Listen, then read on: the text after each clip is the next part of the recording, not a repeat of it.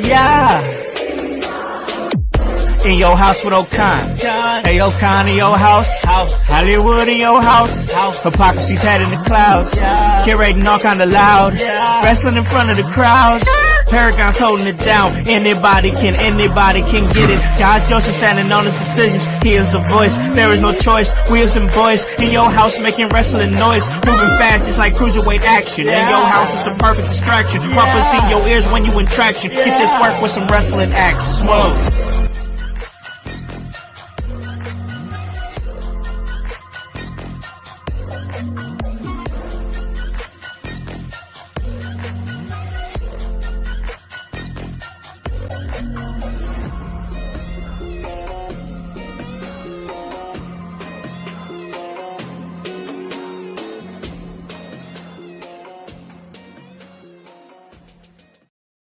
What is up, guys? What is cracking? It's the Con Man, and I am in your house. And you guys already know the vibes. Anytime we slide on through, we're here to give you that work when it comes to this professional wrestling business. And that is exactly what we do. And guys, we just continue to give it to you as much as we can with all the great shows, all the great content that we are putting out. It's the consistency. Everything's all great when there's a buzz in the air and everything's going, but can you put in the work when the work needs to be put in? When the buzz ain't buzzing, you know what I'm saying? That's exactly what a foundation is, and that's exactly what In Your House is built on, and that's the work. And that's exactly what the W stands for. And that is work. And like, we love to work, we love to do our thing, but we also love to play. And that's exactly why we are so happy that it's Friday. And guys, congratulations, you made it through the week because it's Friday. And that means you guys out there in the household know what that means when it's Friday. Come on now, because that means it is time. Oh, what's that? What's that? What's that sound? Oh, you know. That's right. It's time. That's right. It's time. You sons of bitches. They're getting extreme. It is Friday. We are ready to come out here. ECW action. You guys know it's ECW Hardcore TV, and I can't get extreme without the educator of extreme. You guys out there say I'm yelling. This ain't yelling. This is just me talking extreme. The voice, Josh Joseph, is here on Your House. What is up, brother man? How goes it, House? How goes it, household? Grun's friends, my friends, window lickers, anybody who loves ECW, thank you for joining us here. And just before we jump into it, I want you guys all to go out there and check out my homies, Paragon and Kevin Calloway. They are doing an awesome podcast. You need to be a part of it. Go check it out, download it, give it a like, subscribe, do all those things that make the world go round. Yes. Fear Pro Wrestling. Awesome stuff going on over there. They just dropped their new episode. It is amazing. Go check it out anywhere that you get your podcast, Apple, Spotify, wherever it is. But this episode here, voice, it's bigger. It's bigger than what we normally got going on, because normally it's just me and you and we're hanging out and we're watching a little ECW action, and it's been great. We've been watching ECW Hardcore TV. Where we left off, we had Beulah kicking our man Bill Alfonso in the dick in DDT, and whoa, that is one way to end the show, but this is one way to begin a show, because not only do we have you, we have our man over there on Friday nights. He hangs out in his room and talks a lot of SmackDown, but he's going to join us for some ECW action. That's the blue-eyed villain himself, the Grunmeister, here on In Your House. What's up, brother, man? Yo, what is up? It is Friday, and it is finally the weekend. How you guys doing? Doing great, man. Doing great. Hey, we're happy to have you here joining us for a little ECW watch-along action, bro. I mean, of course. I mean, look, I may have grown up in what you guys call the bad ECW times. It was bad. I mean, look, tell that to a 12-year-old boy who's watching Kelly do her thing. Hey, yeah, all right. There's your kryptonite. Grun got it out there. That's okay. Like, you guys can't talk shit to me no more. All right. Look, I'm not saying I want it back. I'm just saying. The 12-year-old boy was a little bit. He loves some Kelly manipulated. For sure. Yeah, I get it. I totally get it. But the ECW that we are going to watch, this is peak ECW, awesome times, and like. So one thing, Grun, is that me and Voice, we have been just watching a lot of great matches, and that was awesome. We were having a lot of fun, but like I kind of wanted to get a little bit deeper into what we were talking about with ECW. So me and Voice came together and had the idea, hey, let's find a spot. I had Voice pick it because he's our ECW historian. And I just had him find the spot, and we're like, hey, we're going to start from here, and then we're going to watch the weekly shows from there. I think that Voice picked a really great spot. It's been awesome to watch. They've been fun shows, man, so I'm excited that you're going to come on with us, and on the second half of this show, you're going to vibe with us and watch a little ECW Hardcore TV. All right. Sounds like a great plan. It is a great plan. It's a Yes. great plan every Friday, Grun. That's right, you sons of bitches. Yeah. We're getting extreme over here. Ugh. Getting extreme. But before we do, and before we always got to make sure that we take a break, because we don't want to hurt the flow of the show or anything like that. And of course, you guys know we want to have a little bit of discussion, pick your guys' minds and brains and things of that nature on sometimes things wrestling and sometimes things that are not wrestling. So I was thinking to myself, and I've been going through a transition in my professional career, and just a lot of just different things, man, like a different look at things, and diving into a trade that I hadn't been in for a while, expertise I hadn't been in for a while. So it just gets me to thinking, like, the weeks be long, like it'd be a long week, and sometimes it's like there's some things that you just want to chat about, talk about. You see some things sometimes, especially when you're at work. I don't know about you guys, but I'm not super chatty at work. That's just not how I am. But sometimes you want to engage and get people's thoughts on what's going on in throughout the week and whatnot. So I knew we were getting together. We came together last minute. Grun had some free time. He was like, "Hey, let me just jump in, and we're gonna and I'll hang out with you guys for the ECW watch long." But since we do have the element of Grun, I wanted to ask you guys, like, what stuff that you guys have been kind of pondering on, thinking on, picking your brain a little bit, something that's been kind of like, I want to throw it out there, I want to chat about it, and like, since I just got to throw it here to Grun here, man, because he is our guest here for the ECW watch along. And once again, guys, we're going to get to that great watch along, because there's a couple things I want to talk about, and trust me, it's going to turn right back into ECW. We're going to get right back there. But Grun, you've been a busy man and whatnot, getting things done. What's been kind of turning your wheels, man? What's been on your mind? Well, what's been turning my wheels is, for those that remember, Gina Carano was an actress on The Mandalorian, playing Cara Dune, and she has been You did some MMA too, right? Yeah, she was MMA. Okay. I think she was a UFC champion as well. Okay. This was she was before Ronda Rousey, or at least by the time Ronda was coming in, or at least starting to come in, Gina was already making her way out of the UFC. Sure. Okay. And transition into a different career. Yeah. Okay. Yeah. And that was acting. She was in Deadpool as Angel. Okay. I remember. And so she actually sued Disney because she was fired due to a controversial tweet that she had put out during the second season of The Mandalorian. How long ago was this? This is a couple years now. This is It was a like few around years? 4 years now. Okay, so yeah, COVID time. Okay. Yeah. All right. Okay. Yeah, it was about, and so apparently Disney, they made a motion to dismiss the lawsuit.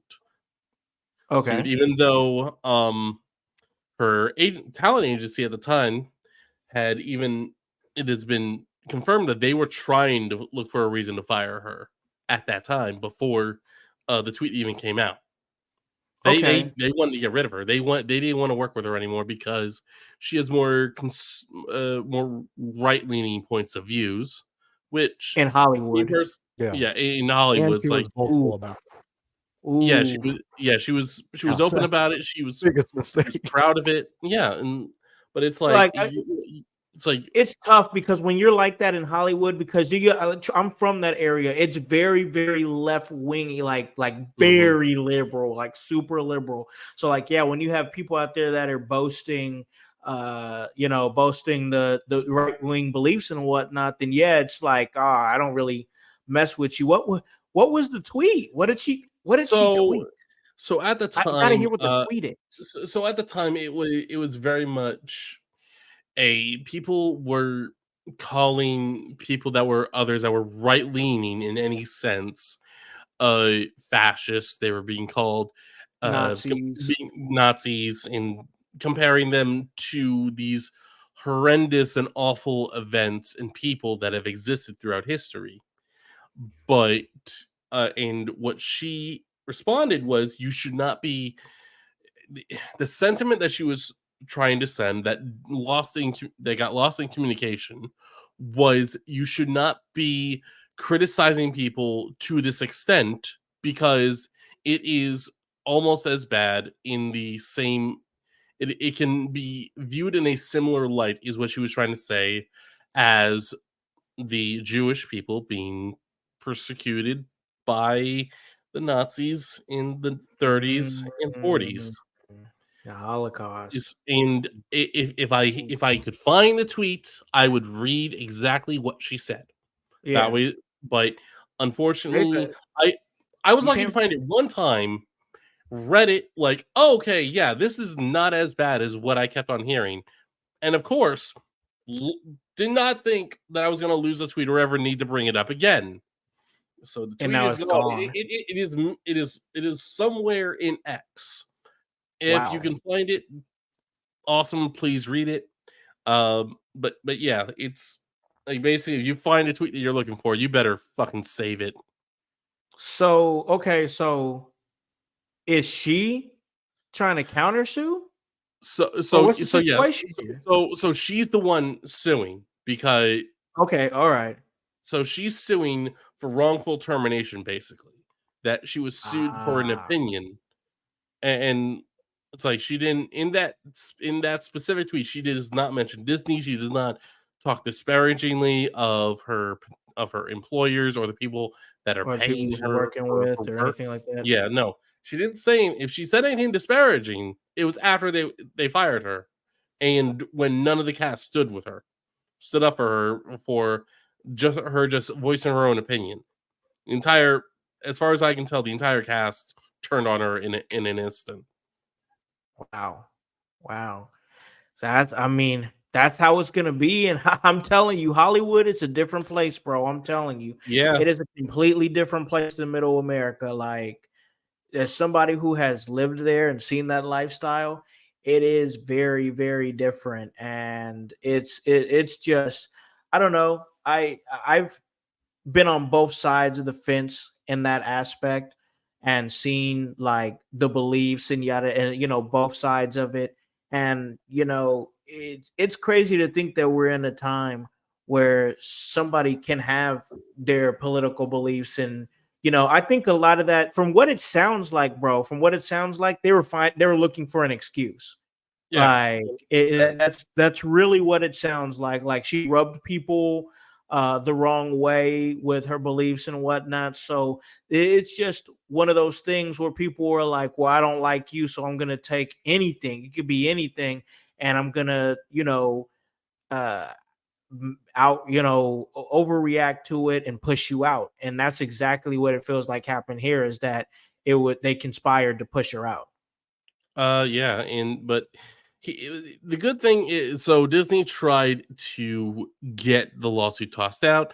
The judge, who is the U.S. District Judge Sherilyn Peace Garnett, responded in the Disney. So Disney said their reasoning for wanting it to be thrown out is that Miss Carano is her tweet was to publicly trivialize the Holocaust by comparing criticism of political conservatives to the annihilation of millions of Jewish people was the final straw. That is what they are saying. That is why that it was a rightful termination, is basically what they're trying to, or is my understanding, that is what they're trying to say. The judge denied the motion. She did not believe that was a good enough reason to have the motion or the lawsuit tossed out. So Disney, more likely than not, will in some fashion have to pay Gina Carano for damages in her contract being wrongfully terminated, herself being wrongfully fired, and for most likely she has lost out on a lot of opportunities due to this termination and this belief that they are that she is racist or whatever it is. Oh wow. Did you get Voice. that, Grun? Is this the actual tweet? Did you find it? Mm-hmm. You okay. Of course he found it. Oh my god. Okay. Holy I shit. dabble in these worlds that you are speaking of. That is why I'm very quiet right now. All right. So ladies and gentlemen, we have the actual tweet here. Thank you, Josh. You are a fucking magician. That's what I do. All right. So she starts by explaining what happened to the Jewish people in the 1920s, 30s, and 40s. Jews were beaten in the streets not by Nazi soldiers, but by their neighbors and even by children. Because history is edited, most people today don't realize that to get to the point where Nazi soldiers could easily round up thousands of Jews, the government first made their own neighbors hate them simply for being Jews.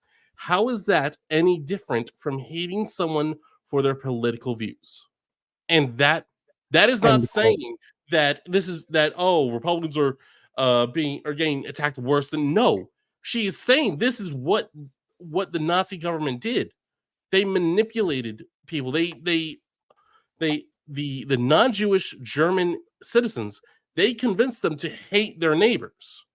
Yeah. And that is and her point is that is what is being done today, is that the obviously people are not there has been violence and nobody condones it, but in the same sense, it is the message is to hate your neighbor because of their beliefs, whatever it may be, religious or political.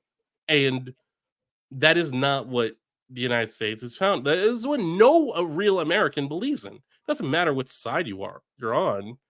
I mean, look, like pro wrestling. We love pro wrestling. We love WWE. We more often than not, we're team WWE.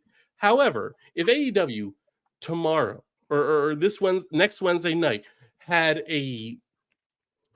what we believed was the greatest show of all time, we would praise them for a great show for sure. It's okay, so it's like that is what we don't believe in hate. No one does. No one believes that you should be advocating for hate. And Gina Carano did not advocate for hate. She did not advocate for anything horrible. She was just pointing something out that is eerily similar to a horrible tactic that was employed by the Nazis. Yeah. Yeah. Well, I mean, more to me, it shows that she is trying to, because we should never forget because once you forget history, you're doomed to repeat history. And no matter, that's in my personal life too, because there's been times where I was like, you know what, Secret Time fans, Voice used to be a pill popping son of a gun. And I would get to a point to where I'd be like, wow, I shouldn't do that because my body hurts. And I'd go a week, and guess what? After that week, I'd pop another pill. So, it kind of I just kept in that stupid cycle because I let my history forget about how my body felt last week. And well, my buddy's got a handful of pills. Let's see what they do. That was my mindset. I don't do that anymore. Yeah. But, I was doomed to repeat it. And now that's in my head every day. Don't take anything because you could be back on there.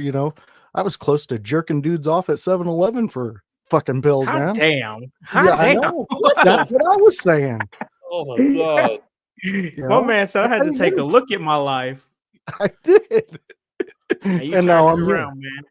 Yeah. You turned it around, man. That's great stuff. So I agree. I mean, that's a crazy situation right there. Like I just think for me, man, I'm just big on like, what is your intent? You know what I'm saying? Like, I understand. I understand what we might have different beliefs and stuff like that, but what are your intentions? You know what I'm saying? And that's what I pay attention to mainly in a person, is what your intentions are. You know what I'm saying? If you're not fueled by hate or rage or racism or anything like that, you know, we're not all going to see things the same way, you know, and we Absolutely. could, you know, we could still come together and do things like this right here, have a Yeah. great show, exactly what we're doing. And with that being said, we're talking about things that's going on through our minds, thinking and whatnot. I got to throw it to my man Voice over here, because I know you was talking a little bit something before the show, and Grun was like, "Whoa, wait a minute, man." So Yeah. let's jump on this. What you have? All right. So I don't know if you know, fans, but if you're a Dragon Ball Z fan out there, you kind of might have heard the new news. The voice actors are giving up their voices to AI. So future dubbed episodes uh, from this point on will now be AI dubbed.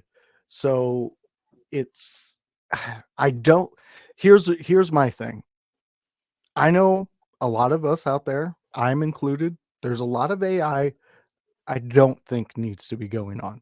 The Tesla robots, please stop. I love the movie I, Robot. It's a great movie. I don't need to live it. Yeah, I don't yeah. want to live it actually.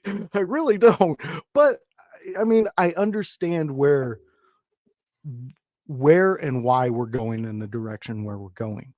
But I think it's going to take the heart and the soul out of Dragon Ball Z, because That's that's the one thing AI doesn't have.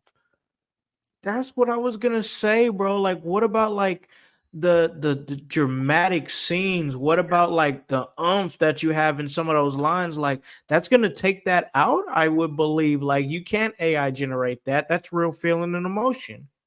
Yeah. But I mean, it will have the actors' voices in it. And this is what's scary about AI. I don't know if either one of you do AI chat. I do it quite often, I play with it. especially when I want to have random discussions. And I know all my friends are tired of hearing about my crazy conspiracies about birds aren't real. But AI doesn't. It actually entertains me.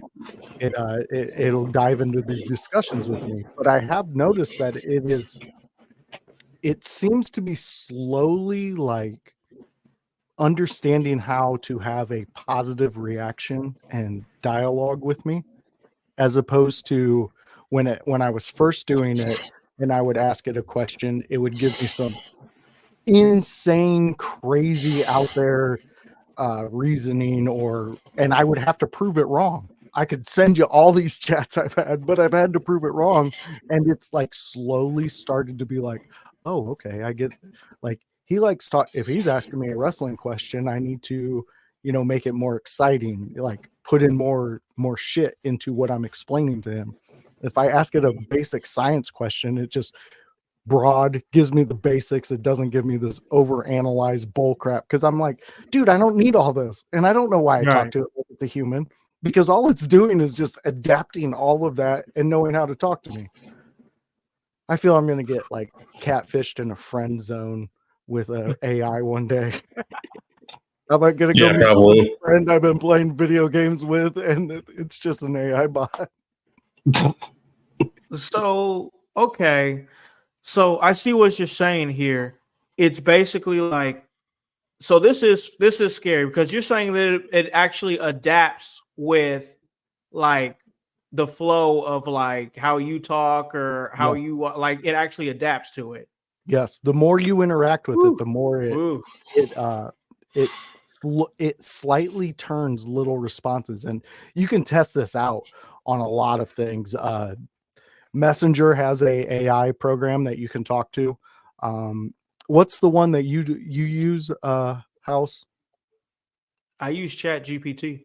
There you go, Chat GPT. Yeah, I I always use draw Chat a blank GPT. on Yep. that name. I know that one you can actually take the filters off of that one. There's Really? specific commands you give it, and it'll drop all of its filters. Because honestly, let's peel back the curtain. It's a program made by somebody uh who may have a certain way that they think or that they know, like their knowledge of a situation is their opinion as opposed to what might be fact. And that's a programmer. So you're programming it, and you might not be willing to put unbiased things in there because it's kind of shitty looking on your end. I get that. Totally get that.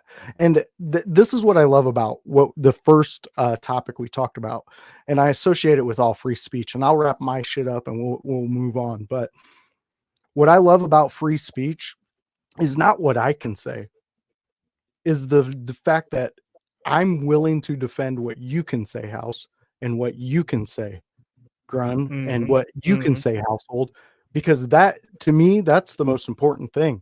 When you may not like what somebody's saying. God knows I don't like most of the stuff I hear on a daily basis, but I love the fact that we live in a country where we can say those things, and we don't have the thought police coming after us. So yeah, that's where I'm at with this. Like, you can definitely do little things to where you can notice the differences in the way the AI responds to you. And honestly, I think it's fun, but I also see where it can get pretty fucking scary. Yeah, I definitely see that. And man, we've had some really great segment. Man, it's hype up in here. My man, Hype. Wish we had you on here, bro. We wish you had you on here, bro, chilling with us. But like the AI generated segments that we've had right here on the ECW Watch Along show have been great stuff. But yeah, man, I think I'm on the side with Grun here, man. I'm just like, let's kind of fall back, use it just sparingly. Let's not make it our whole world. You know what I'm saying? Like yeah. Yeah, because here I think AI is a great toy. I think it can be a very fun toy. But we need to stop thinking, oh, Terminator was just a movie. Oh, iRobot was just a movie. Like, okay, they were movies, and yet what the fuck are we doing right now? We are trying to make robots to better our lives. So explain to me how we are going to learn from these movies and do exactly what they intended to do. Terminator went full evil. Skynet went full evil. Actually, no. Both in Terminator and in iRobot, the program was designed to protect human life. And it ran they both ran mathematical equations to determine that the only way to protect human life is to either police it or kill human life. There is no freedom with protection or protecting human life. It would take 1,000 years for it to understand freedom, but at the same time, we would have to be alive training it. By that point, it would have already determined what the best course of action for humanity is. It would never consider the possibility that freedom and protection of the human race can coexist. Well, now, Grun, some have been said that the design of the robots will be to, so we have a greener world. It's a lot cleaner. So therefore, robots would be trained to eliminate carbon. Okay. What are we? I imagine carbon forms. We're made of different things, so carbon could be one of them. Damn. I ain't getting one of them robots, but you know what, Grun? After this episode, there's going to be a Roomba outside your house waiting for you to just fucking come out there, and it's going to attack. It's fun on you, bro. I've been looking for a reason to break something. There's going to be like a gang of Roombas chasing you. But why is this guy running on the street getting chased by Roombas? Look, I am all for advancement in technology. I am not for AI. And saying like I am all for advancing medical technology. I'm all for advancing automotive technology. I am, but the issue is that that companies will want to replace their workers with as much because then you can have 10 employees and then eventually you can train robots to do the job of those 10 employees. We're getting into Futurama. I'm excited about this now, Howse. Grun's bullshit has changed me. I am full circle. Let's bring him on. I want a bender of my own. He's like, I want my own. Hey, it would be cool to hang out with Bender though. He's a vibe, bro. He is a vibe. All right. So there's a couple things I've been wanting to talk about, and we talked a little bit about it, I think, in the chat. So I've got like it's a couple things. Honestly, it's two things. So I want to start with this one right here. So the news came out, and it was really big news that the Undertaker is going to be having Donald Trump on his podcast here soon. I forget the exact date, and he's going to be on his podcast. And I'm honestly, I think that is a super smart play by the Undertaker. I really do. He already has the top podcast. He's constantly trading spots as far as having the top podcast with him and Chris Van Vliet.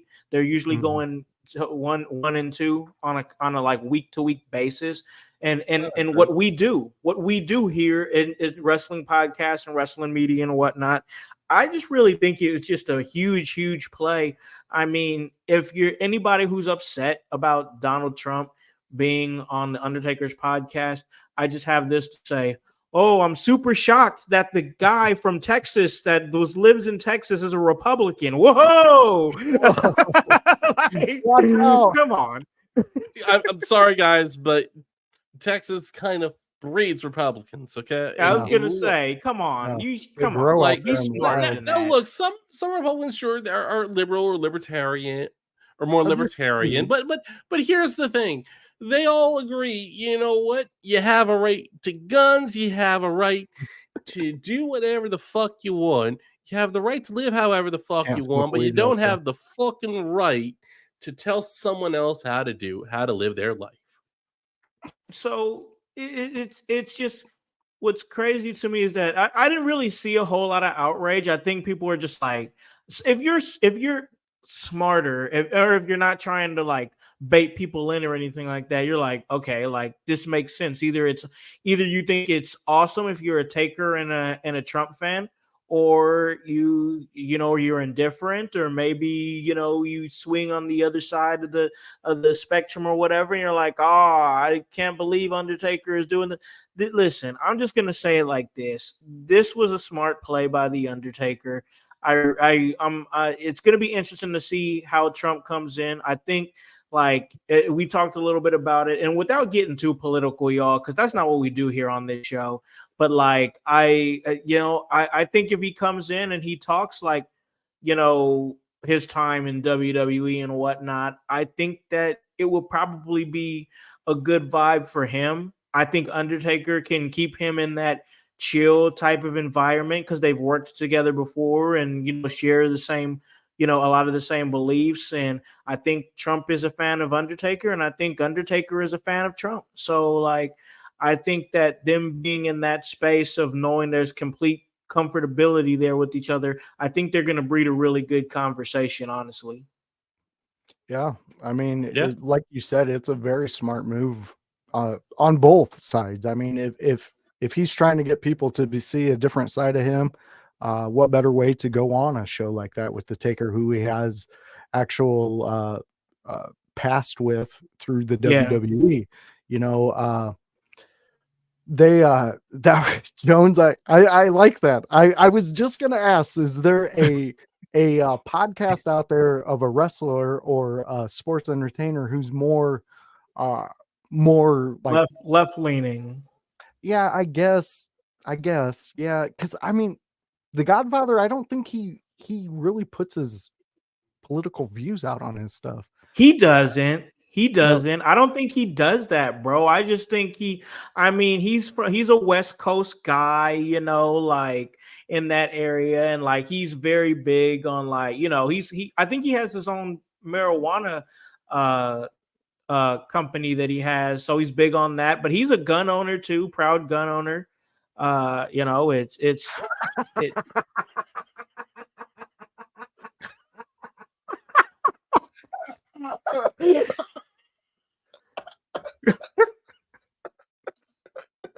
I'm with you, man. I've got you. All right. I'm so sorry. That just, it got me out of nowhere. I'm so sorry. He broke me. He fucking broke me. Oh, man. Oh, hype. I'm sorry. Oh, yeah. We miss you, man. We miss you, man. Yeah. Oh, I wish he was on this episode. That would have been great. Man, for sure. That's great. That's great stuff. But no, I do think it's a good move. I think, and I think I said it in the chat, Undertaker's going to get a lot of new listeners, a lot of new subscribers. I mean, if you thought his podcast was the number one podcast in wrestling right now, it's about to be, it's going to quickly jump into one of just the best mainstream podcasts, because this is a big opportunity for Undertaker to be like, let me take on somebody like Donald Trump, then maybe he can start digging more, because let's face it, there's a lot of people of influence that appreciate and respect the Undertaker. He could turn this from just like, hey, I'm interviewing people in the business, to I'm just interviewing people who I feel like interviewing, and making it just like this generalized awesome podcast that's hosted by the fucking Undertaker. And I never thought in my lifetime that Undertaker, who kept everything so close to his chest, never talked, no interviews, nothing like that, has the number one podcast. And once again, dare I say it, if he goes the path that I think he can go, he could quite possibly have one of the number one podcasts in the entire world. Yeah, you're right on that. And another interesting thing that I was thinking about with this is thinking of questions, like if I was the Taker, what would be my first question?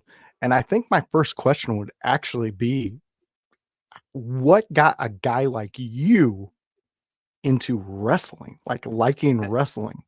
Yeah. I mean, I can understand boxing, and then that transcends into UFC.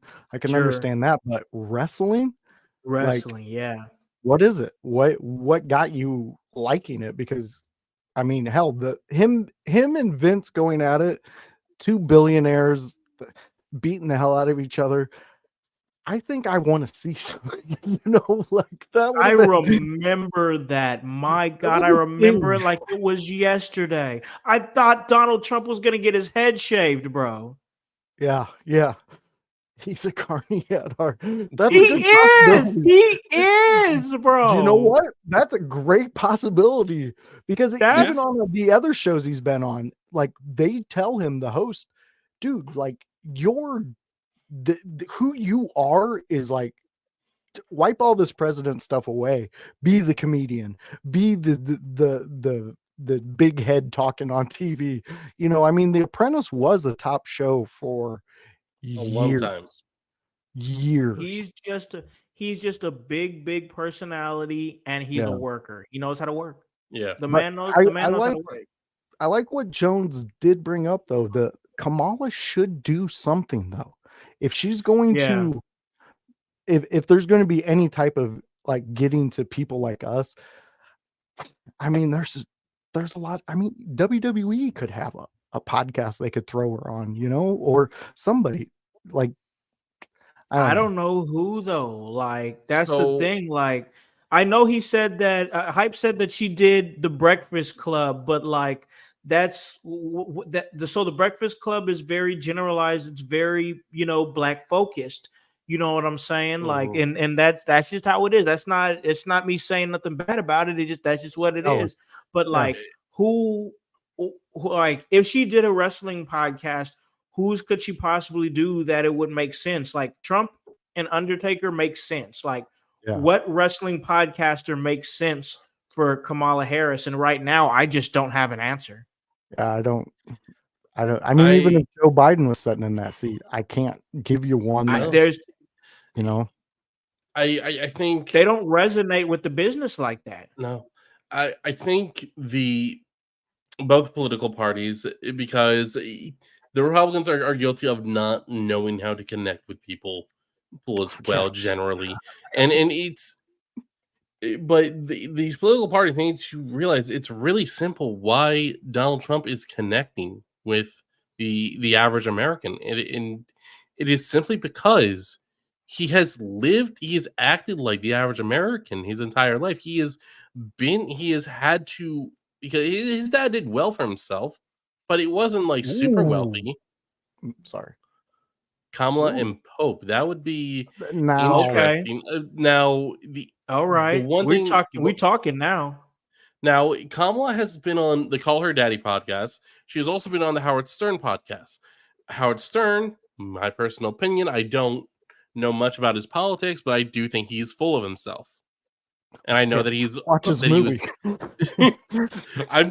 He has a movie about himself. No, I'm not gonna watch it. Well, his journey in the radio. Okay. World. Yeah. And Call Her Daddy has a very specific audience, and even her audience, half of them have said, "Fuck you, we're not subscribing to your podcast anymore." So it's like Kamala Harris, if there is a more human side of her, she needs to pull that out without any fear of people thinking that she's unprofessional or that she's not, or that she's not fit to be a politician, because that is the issue. It's like Trump, people like Trump right from the get-go because he's not a politician, because he didn't talk like a politician, he didn't act like a politician. Like it was the forbidden fruit. Someone that doesn't look, walk, or talk like a politician running for president. What? Lots of people thought that was crazy. Lots of people that I know who are voting for him this time around in 2016 said, "Why would I vote for him? I'm not voting for Hillary, but I'm not voting for Trump either." They just said, "I'm sitting back, I'm crossing my fingers that the world doesn't burn to the ground."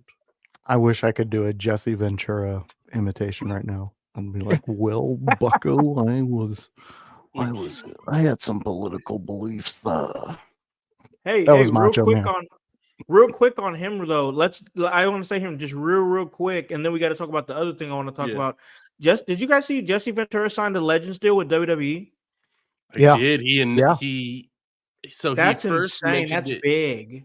Yeah, he first mentioned it on Chris Van Vliet's podcast. Yeah, it wasn't signed, but it was in the works. Well, and look who's out of the WWE.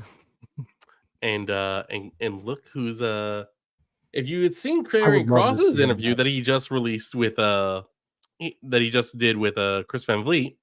Oh man, I'm not gonna lie. I'm starting to fall in love with Karrion Kross. This guy's a character, bro. I'm like, here for it. I'm here for it. Like if you Josh, if you look at everything he does when he's not in. We don't talk Karrion Kross on ECW. I know. But no, I get what you guys are both saying. I truly do. I've seen his evolution in these past couple of weeks, and it's exactly what we've been talking about when we talk about Karrion Kross and what they need to do with him. Yeah. So they're listening to the fans. So yes, we got to love that moment.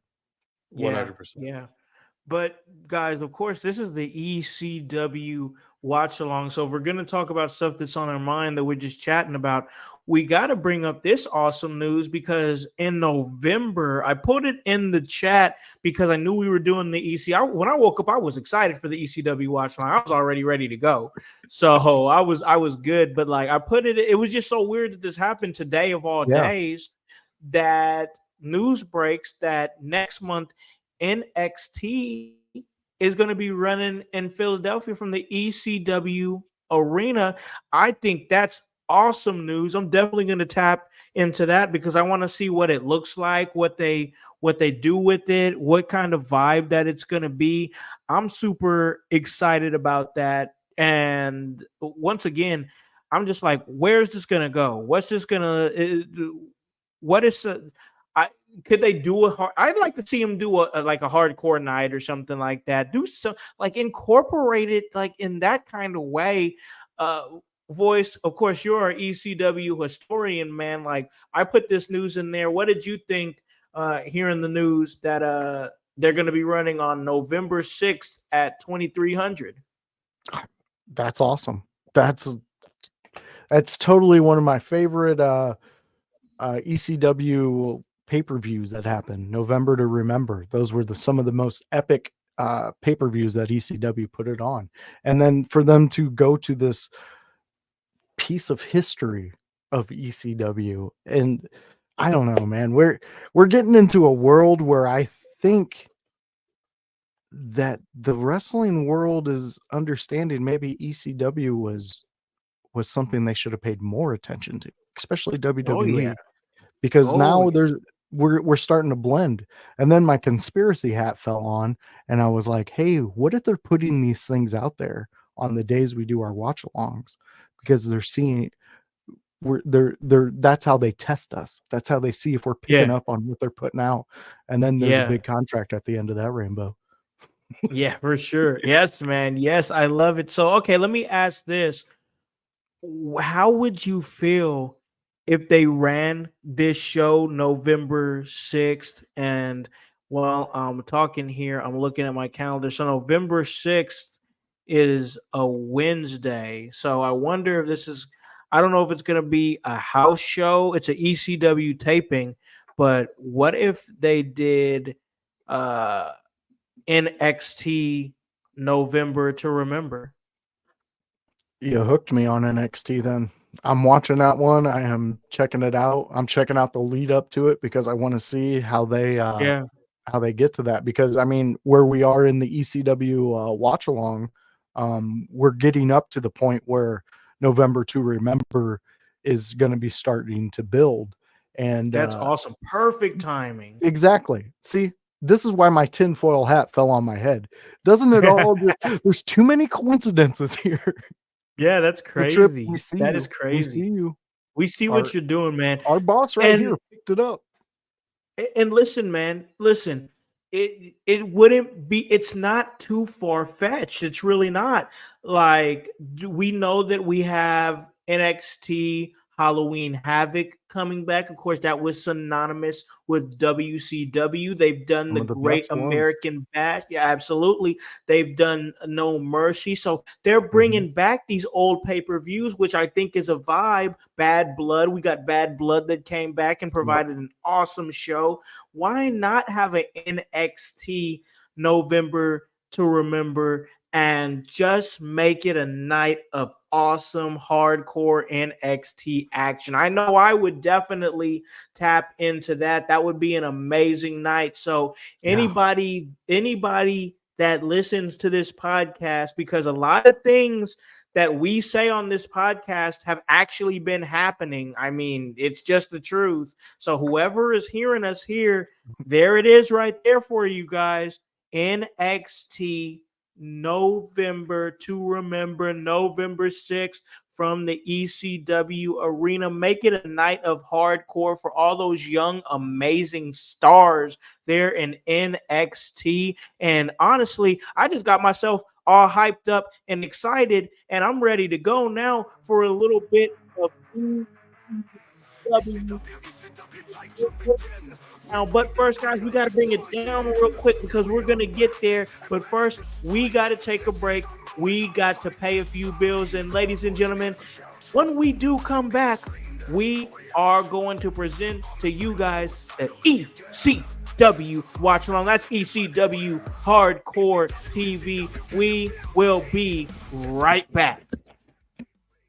Exciting things are happening at the Kokomo Press. Yeah, very exciting things. Not only are we bringing you comedy shows, an open mic once a week, skits, videos, funny jokes on our page, and satire news stories, but now you can support us by going to kokomopress.shop. It's that simple. You go to kokomopress.shop, you find a t-shirt, you find a hat, maybe in the future some stickers and some posters. You go on there, you buy one of those from us, and percentage of the proceeds will go to us and help support what we do. We appreciate every person who just likes, subscribes, does all that. But if you go to kokomopress.shop and you buy something, we'll know who you are. You send us a photo of it. We will post it on our page and shout it out. Thank you so much. Go to kokomopress.shop, buy all your shirts and hats needs, and support the Kokomo Press. Thank you guys so much. kokomopress.shop.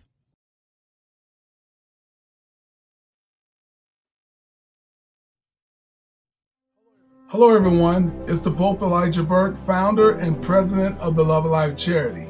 I wanted to take this brief moment to share with you my charity's continued humanitarian efforts to positively impact the impoverished communities in and around the greater Jacksonville area. This cannot be possible without your support. If you'd be so kind, please take a moment to visit our website, love-alive.org, to learn more about the charity and its mission. Also, feel free to donate to our 501c3 organization that operates off of the donation of the public, which is you. Whether that be by website or via Cash App, $1 help makes a difference in the lives of others as we continue to positively influence many people by being the change that we wish to see in the world.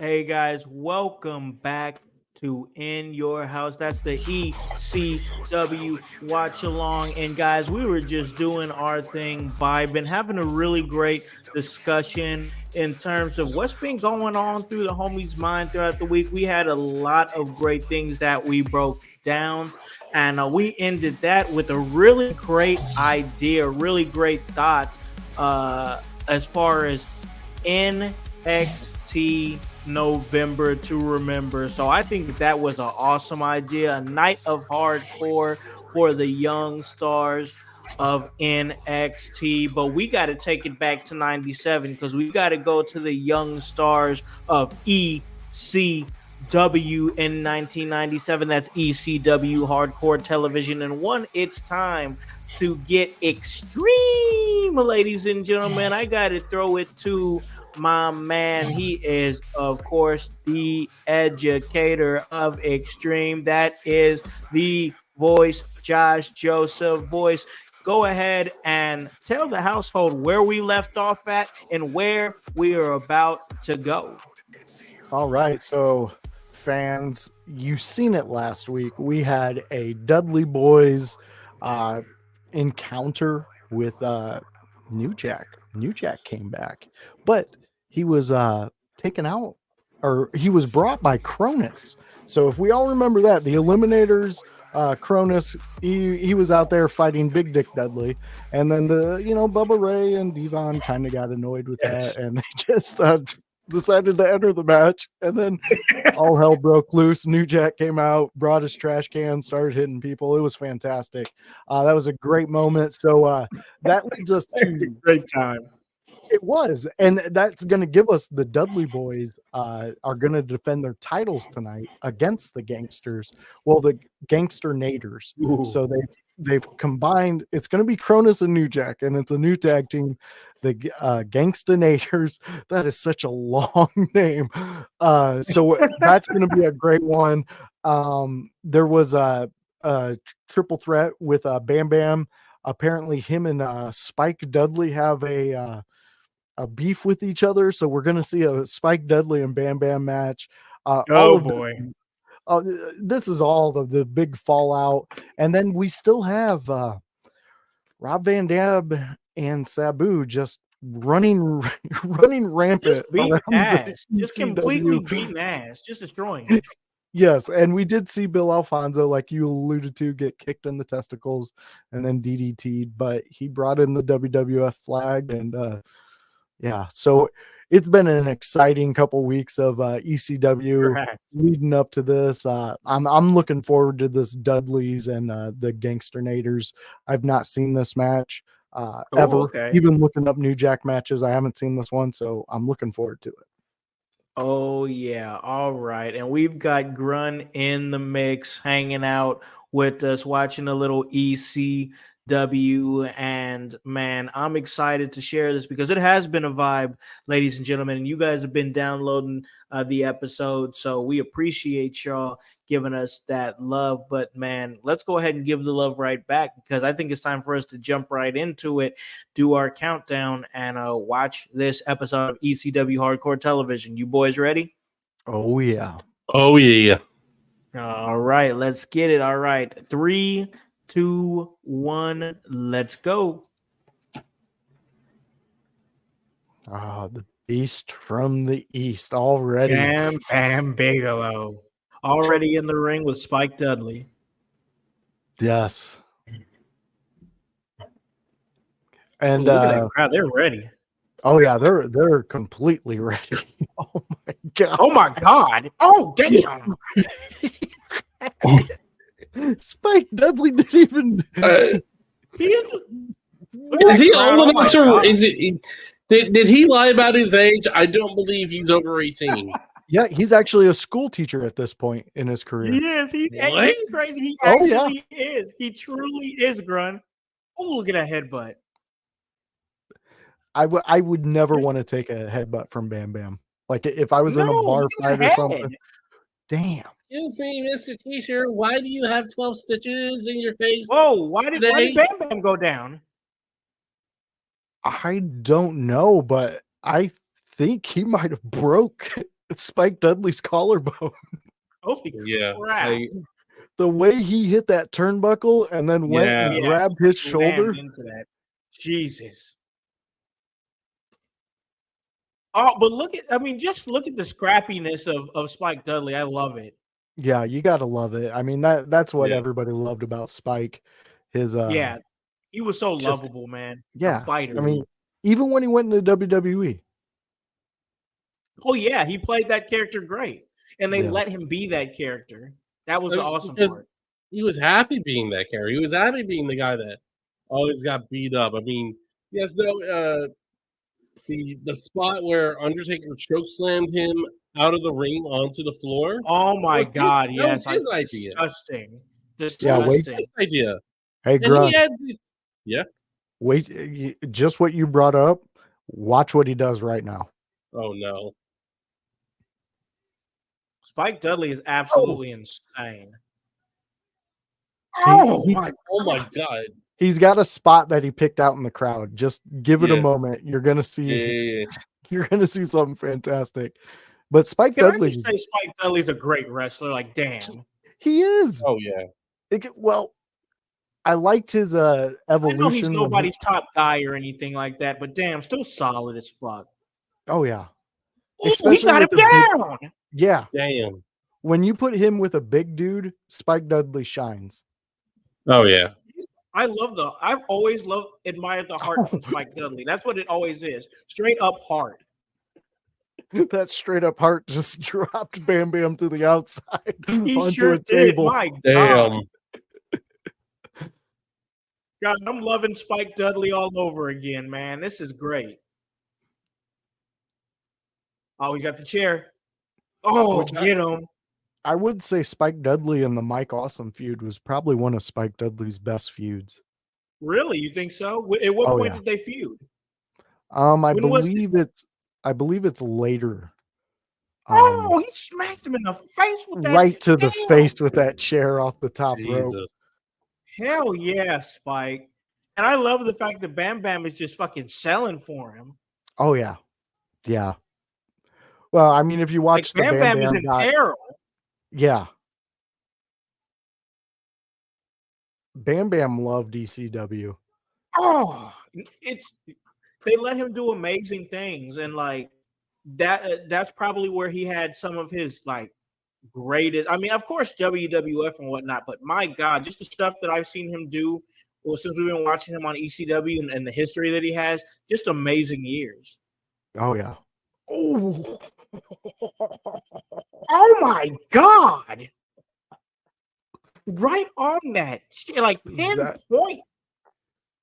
That was gnarly. All right, Grun, here it goes. So if you just notice, Bam Bam just geared up the crowd and he called he's vibing. calling for something. What the Oh, hell no. What's he doing? Hey, man, no. Come on, bro. No. Hey, come on, bro. Hell no. Yo. Oh, my God. And look at the crowd. They crowd surf Spike Dudley around the arena.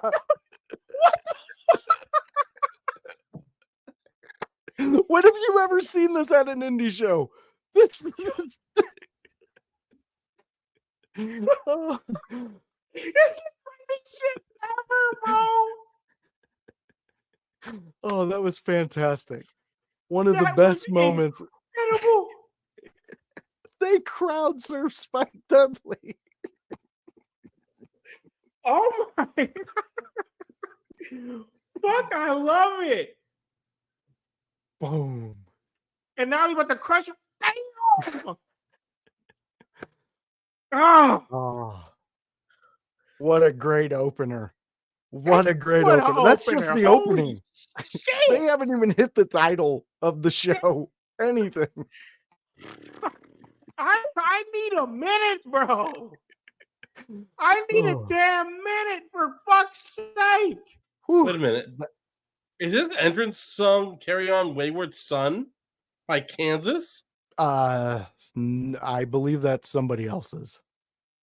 Okay. Holy shit. Or maybe it's not. Look at the crowd. No, actually, no, it's slightly different, but it made me think of Carry On Wayward Son. They're asking for another. Yeah. This crowd wants more of Spike Dudley in the crowd. And you know, Bam Bam's he's a showman. He's got to give it to him. Oh shit. Yeah. No, bro, you can't. They didn't catch him that time.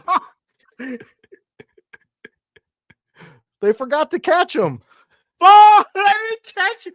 Oh, what the hell? There he's up. He did a summer. So what? And he's up. He's up now. His dead limp body is being passed around. This is uncomfortable, bro. ECW was a cult. It's cult-like activity. The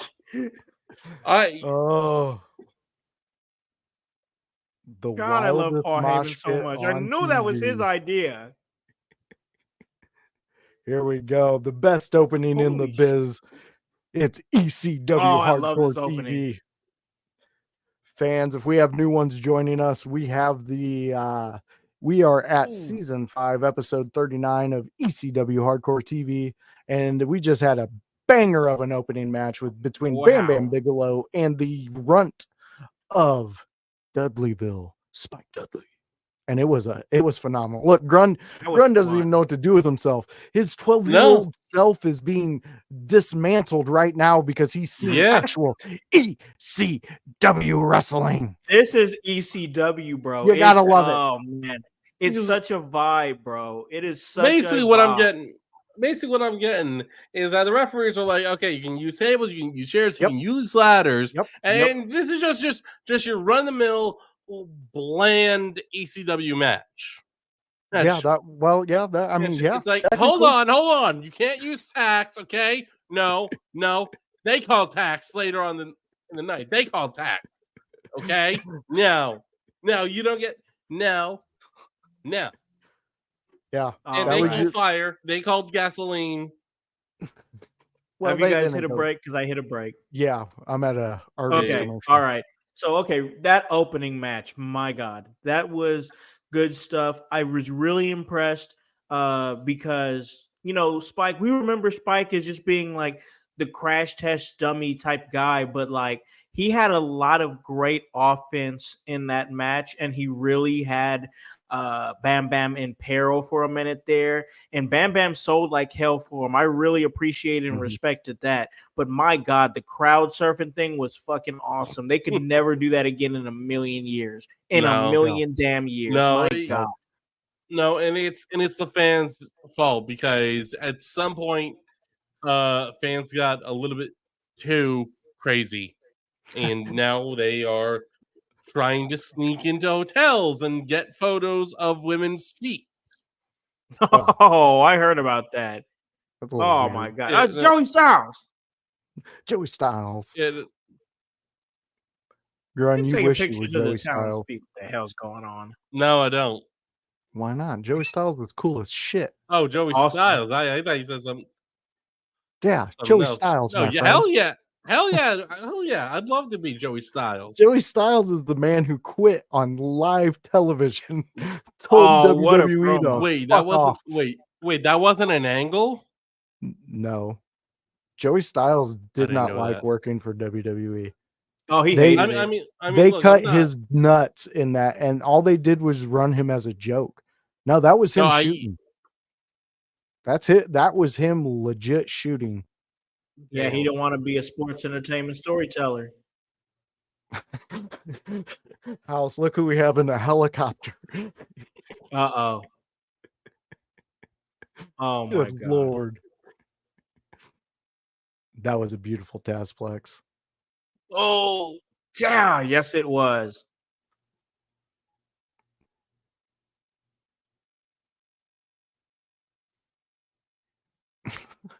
Oh, look at the fan cam. I like Oh, that. dang.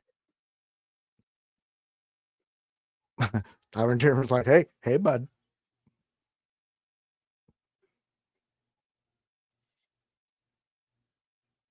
Oh, Damn. Taz is a maniac nowadays. this is good shit. Damn, this is good shit. Boom. There's that Gonzo TV that we love. Grun loves Oh, speed. that's awesome stuff. Grun, what you thinking so far? What you thinking about ECW, man? I mean, it was something different and it was something special. Grun? Grun? Not- Grun? Jones don't know me. I'm not a feet. Whoa, Jones. I'm not a feet guy. Feet are I'm not a feet guy. disgusting. It's hilarious, man. I mean, ugh, feet are gross. I don't even look at mine. I couldn't pick my. I don't like looking at mine. I couldn't they'd pick be on my the feet ground out of and a whatnot. lineup. You put a bunch of feet up there, I ain't picking mine. I don't even know. He's like, I don't even know what those things look like. Wait, I don't even know what those wait, things is look this like. the Nasty Boys? I'm still at a commercial. Yep, I'm in a commercial right now. They talking about some it's some tablet. Oh, that's one of those tablets that'll yeah. One of those pills that's gonna get you, bro. You know, the ones that they have the commercial where it's like, oh, if you want to be in a great situation, your heart, blah, blah, and it's like doing amazing, nice things, or like, you know what I'm talking about, those type commercials, and it's like, oh, this might cause diabetes, cancer, anal leakage. Jesus. Man. Jones is going in on Grun tonight. Yeah. Sheesh. Grun is a nasty boy. Nasty boy. Hell no. And Jones, we're not. Oh, they show the kink-shaming. replay. Oh yeah. Oh, no kink shaming. Yeah, we're just saying we personally don't like feet. Yeah. If you like look feet, who's coming great. out. The FBI. I love it. They're a staple on the weekly show, bro. I feel like I've seen them every week. That's awesome. The FBI was a big part of ECW TV. Because they were always there and they could always go and look at them. I mean, it's so entertaining seeing them come out there. Look at the fans. There's Hawaiian shirt guy and straw hat guy. Crazy. Tracy Smothers. Owning that gimmick. It's not worth it if you don't get anal fissures. What the fuck? What? Jones is having a hallucinogenic. I know dream. he's having a trip, ain't he?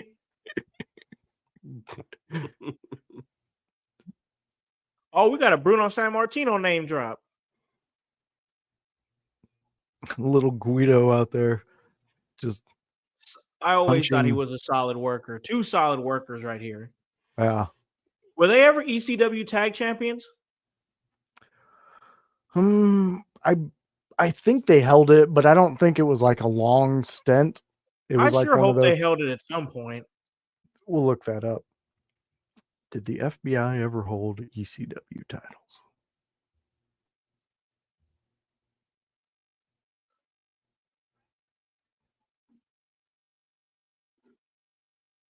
We got some tag team action.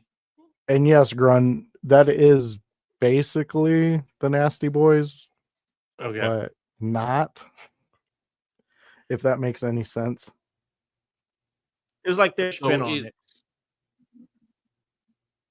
Yes.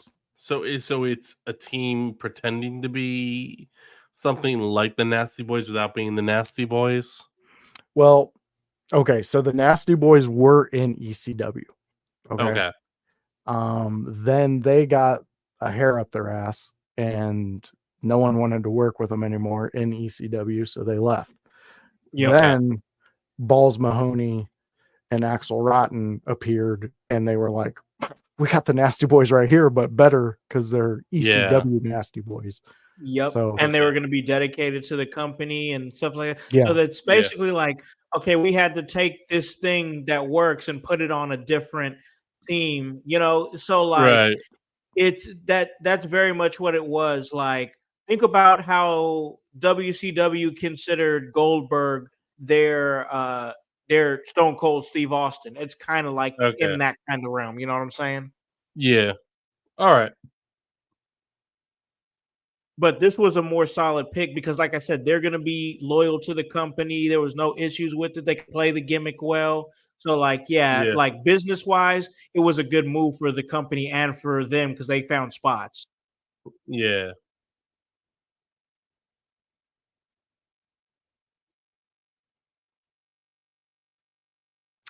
Yeah, I'm it looks like in the early 2000s, Mikey Whipwreck and Tajiri, a tag team by Sinister Minister, I believe they took the titles off of FBI.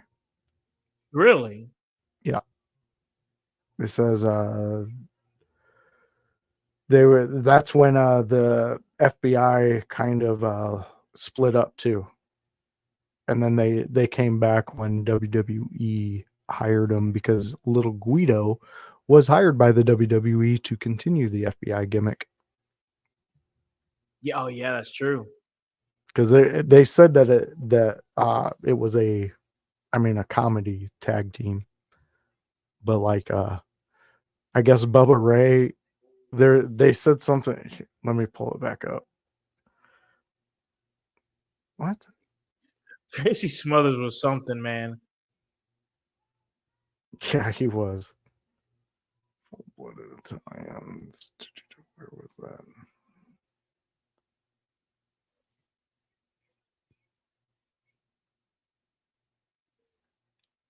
Axel Rotten and Balls Mahoney. Wow. Oh, it says Bubba Ray told Little Guido he needs to act like Frank Sinatra and Rocky Balboa.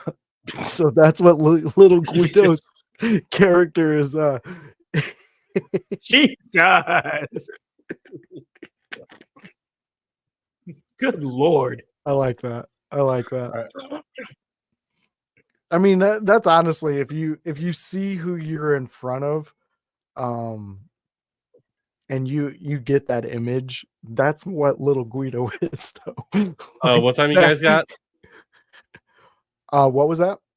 What time you guys got? I think I'm a little bit ahead of you. I'm at around 16 minutes. Okay. I'm at 16:12. I'm 16:20 right now. Okay.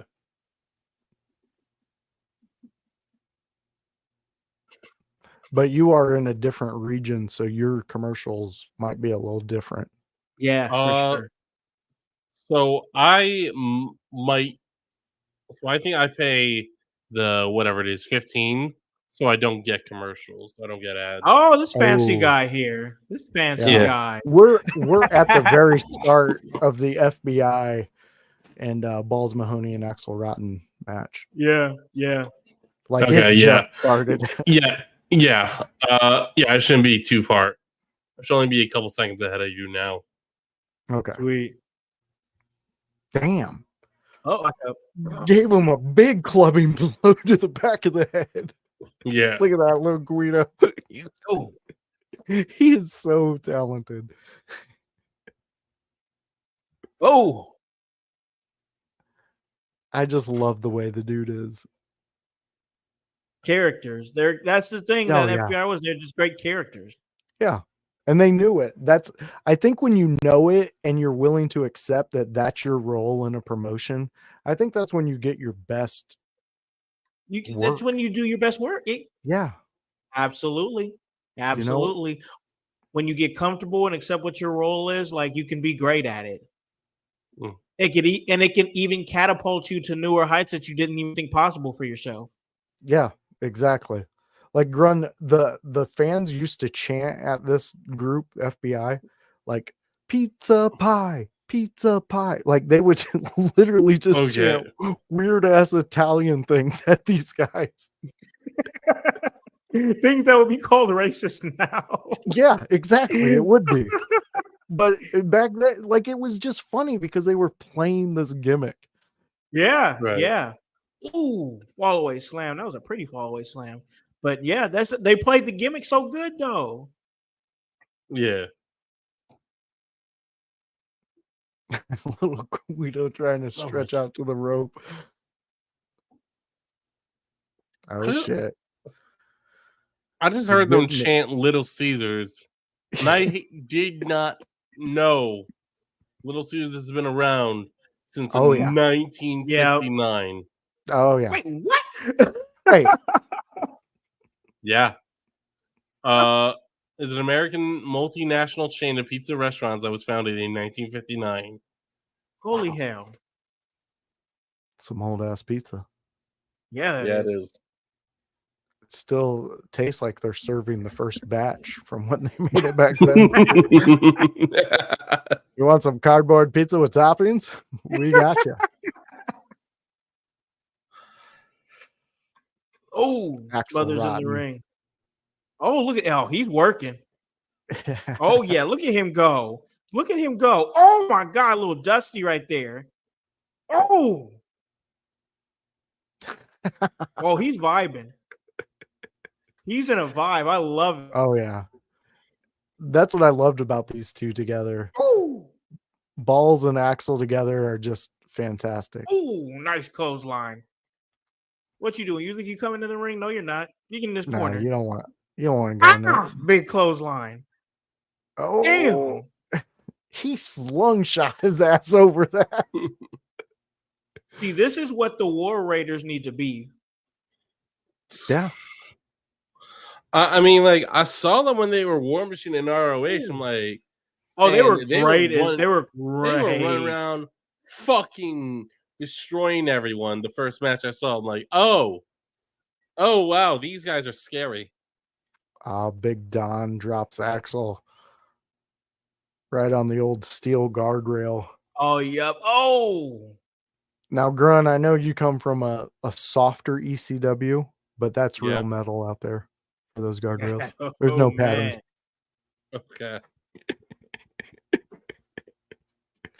Oh, Grun. I love it though. I love bringing the homies back to this time. This is an interesting time in wrestling, man. Ooh, look at that. Okay.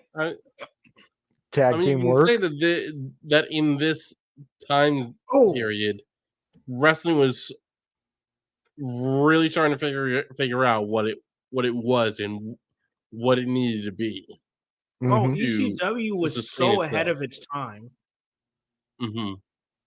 If ECW was around right now, like all the young, this was definitely like the young hip promotion. You know what I'm saying? Yeah. Think GCW right now. Like it's right in that realm. GCW ain't ECW, but like it definitely has its own niche, cult like a following that's very interesting. Right. That's very true. But ECW was just something in its own. My God. I honestly think NXT is going that route. Like they're the hybrid of what ECW was. I mean, Yeah. they really knock it out of the park with their promotions. I mean, they leave a lot of that's the hip young wrestling promotion, bro. Mm-hmm. And for them to follow, and hopefully they do go with this, being at that arena, give us a PLE of November to remember. Yes, please. Like you guys stepped in something here doing that, and I really think you guys should have a plan to bring this back. Got to, because I gotta be honest, bro. I love NXT. I love all the work WWE is doing. I absolutely love it.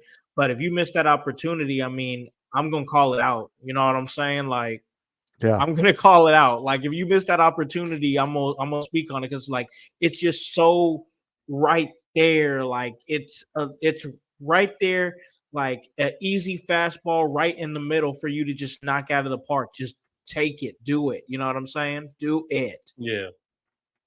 Well, did you see that there was a post by Paul Heyman earlier this week? He was in I believe he was in somewhere in Florida, and he was looking out of a hotel room. Didn't say anything, just said the wise man.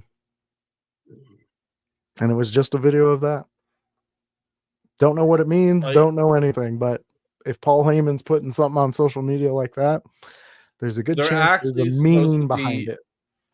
Actually, in December, after they hit Long Island for Saturday night's main event, they will be in Jacksonville. Oh.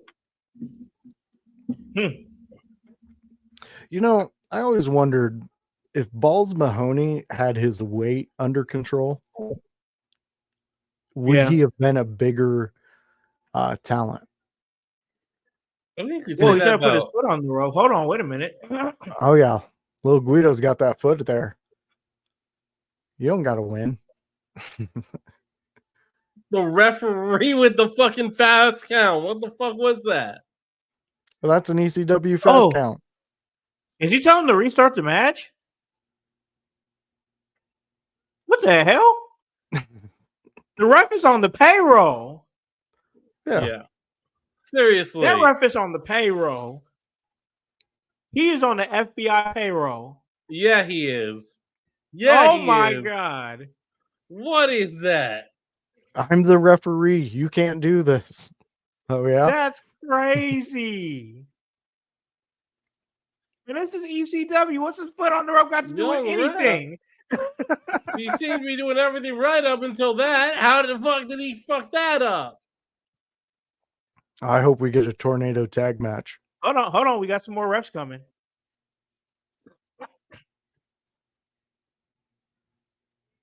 Refs got a mic.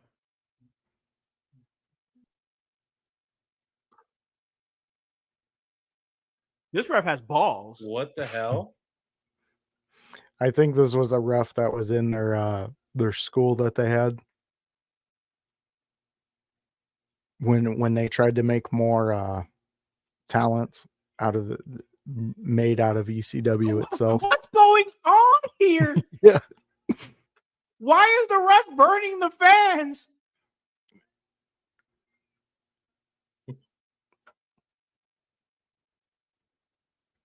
Oh, you know who that is? That's fucking Judge. Wait, Mike what? Awesome's fucking manager. Holy the Judge? Shit, it is, yes. We're going to be seeing the evolution of how he became Mike Awesome's fucking manager. That's awesome. I totally forgot about that part.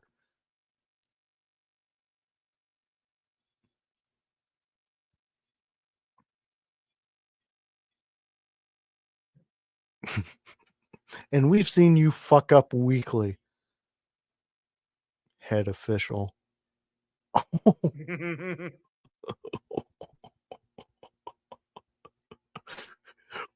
Balls Mahoney and Axel Rotten are like, what the fuck is going on? What the hell's going on, bro?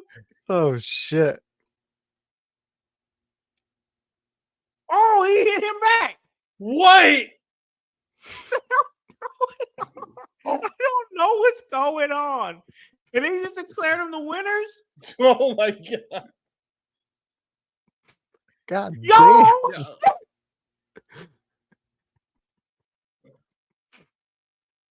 Did you see that chair shot yet?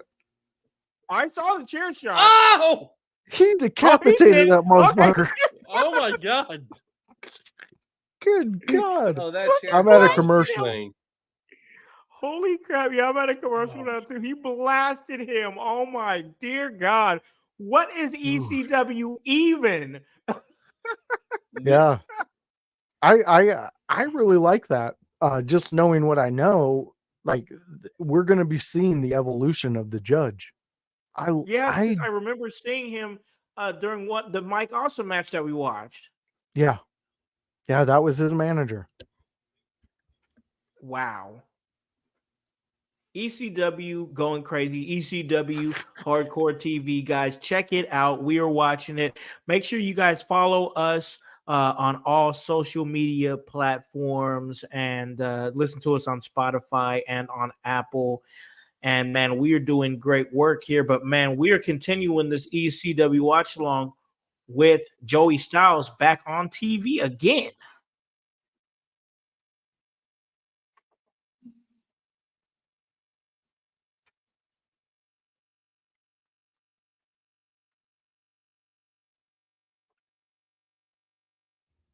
There's Shane Douglas. I was wondering when we were going to see his ass on this show. I know. It didn't feel like ECW without seeing him and the lovely Francine. Yeah. And, of course, Taz.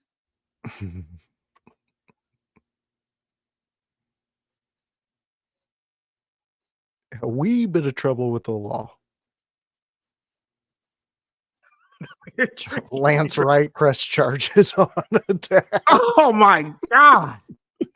Sandman. Ooh. Lance Storm, holy shit. Oh, yeah. And before he got with Credible, he had that rat tail. Jesus, just incredible.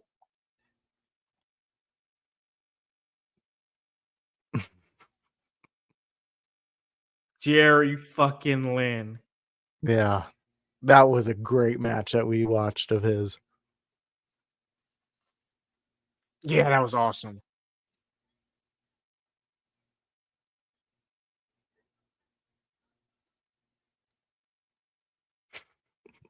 I love Bill Alfonso.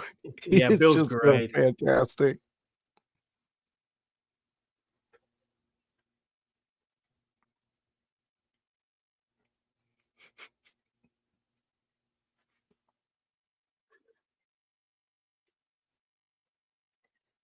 Ooh, we got a tag title match.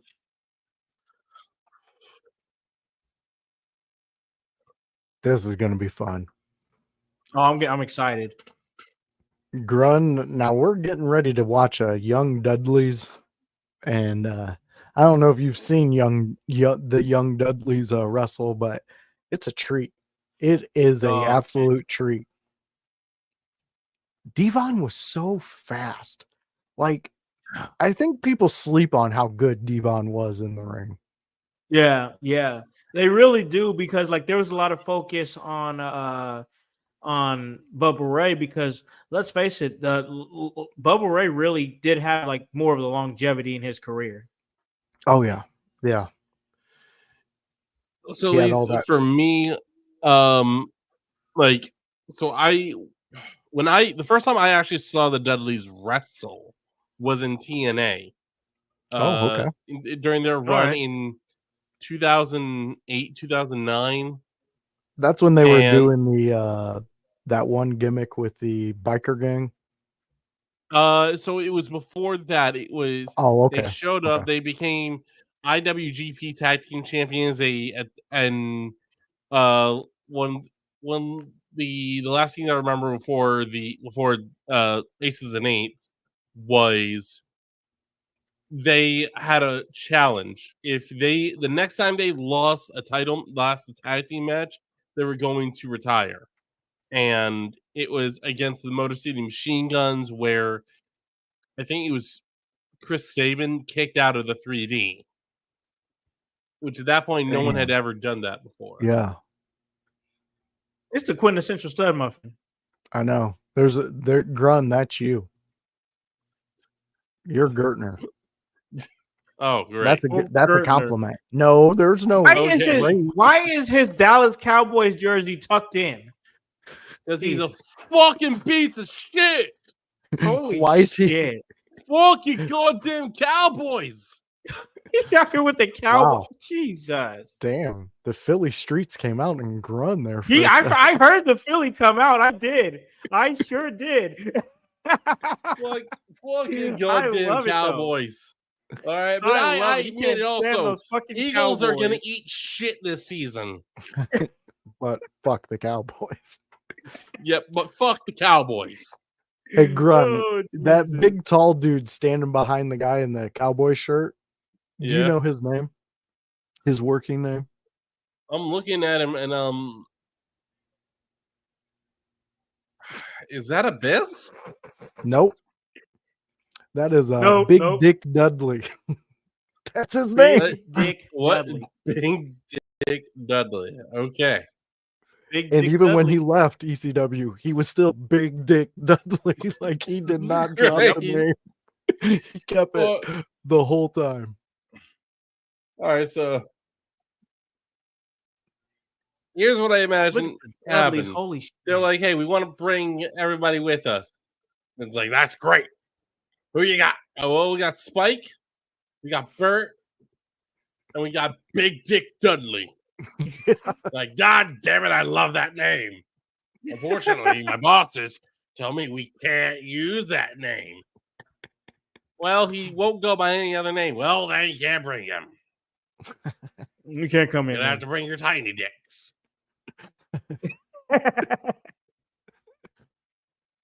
Yeah, he definitely Vince cherry picked the Dudleys he wanted.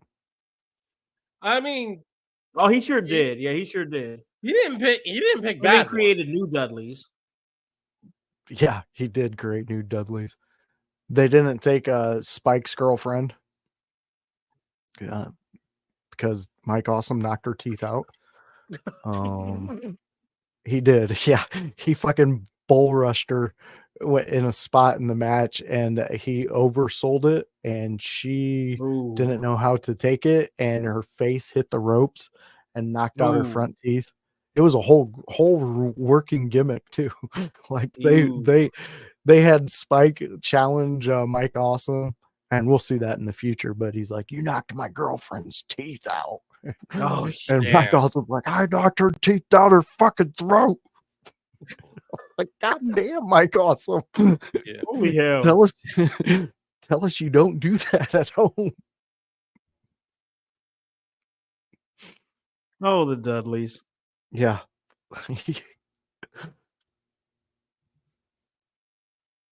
Behold the gold.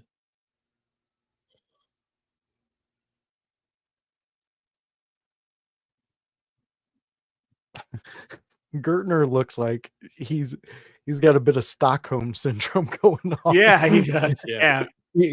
Being captured by the Dudleys. But he gets to survive.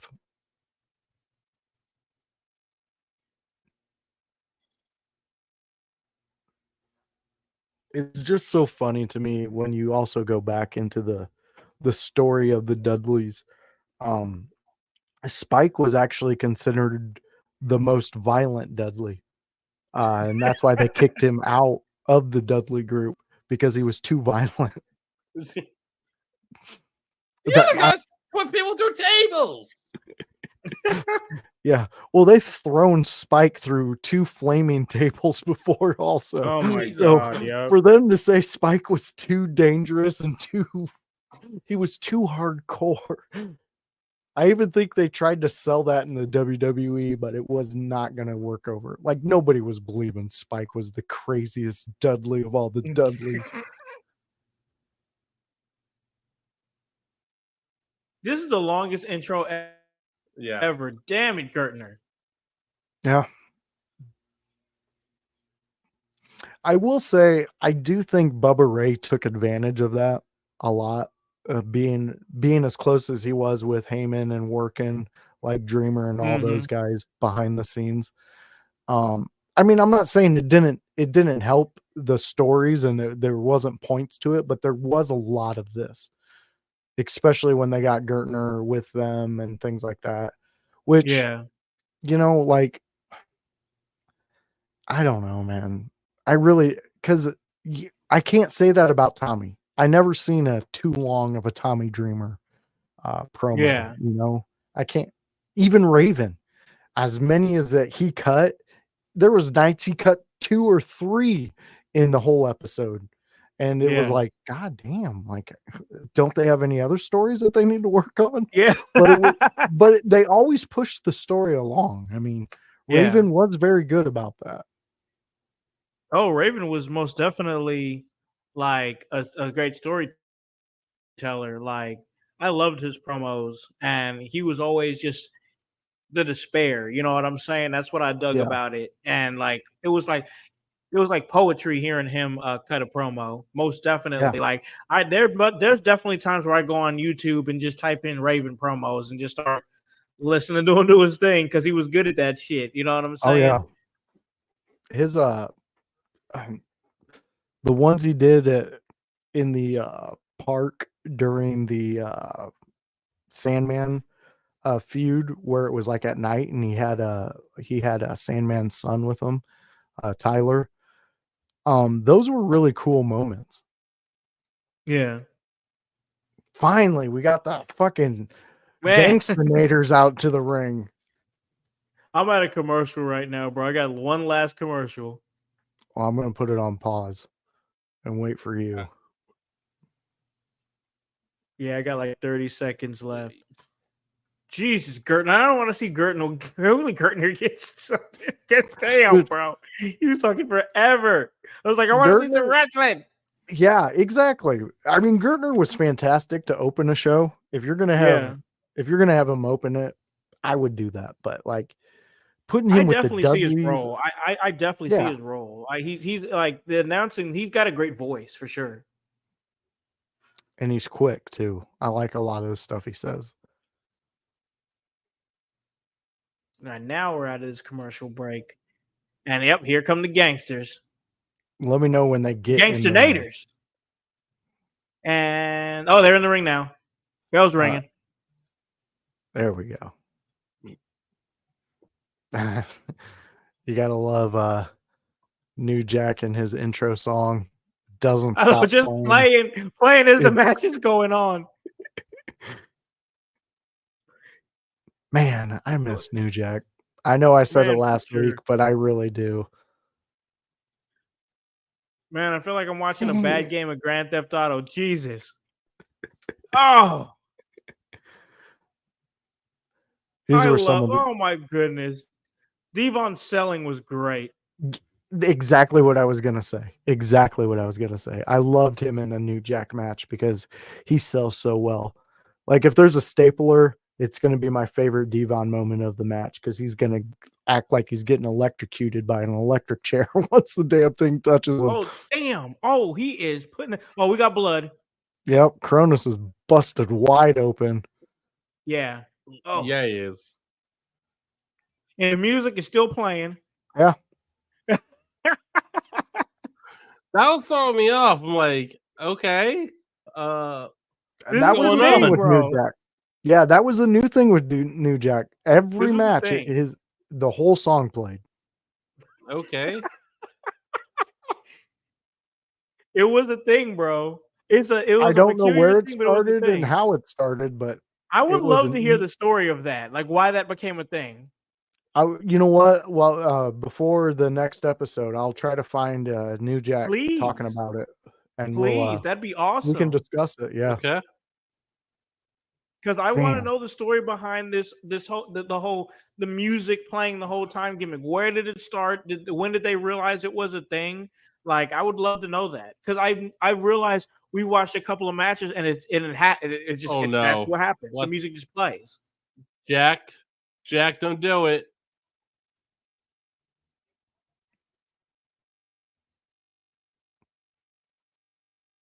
Oh, damn. Grun's a little ahead. A little bit.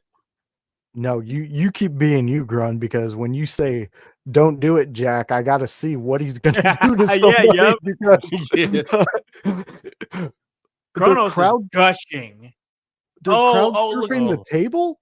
Oh Yeah, God, they're crowd they were surfing. holding the table. Oh, Cronus is a crimson mask. Yeah, for sure. Seriously. Jesus. There's Big Dick Dudley. Oh, shit. Oh, my God. All right. Big Dick Dudley just went through the concrete floor to the basement. What the fuck? Oh, God. Oh, is New Jack? Oh, Jesus Christ! I already know, Grun. Oh, man, I'm excited. I already know. I seen him setting Devon up. Oh, I love it. What the fuck? Oh, shit.